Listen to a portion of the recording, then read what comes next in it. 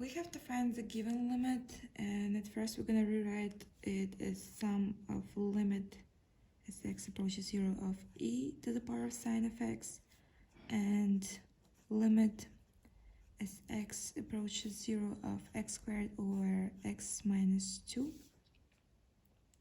So now we plug the value of x, so we get e to the power of sine of 0 and plus 0 squared over 0 minus 2.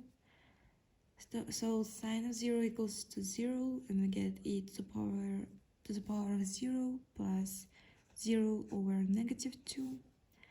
So e to the power of 0 equals to 1, and here we're going to get just 0, and that's equals to 1.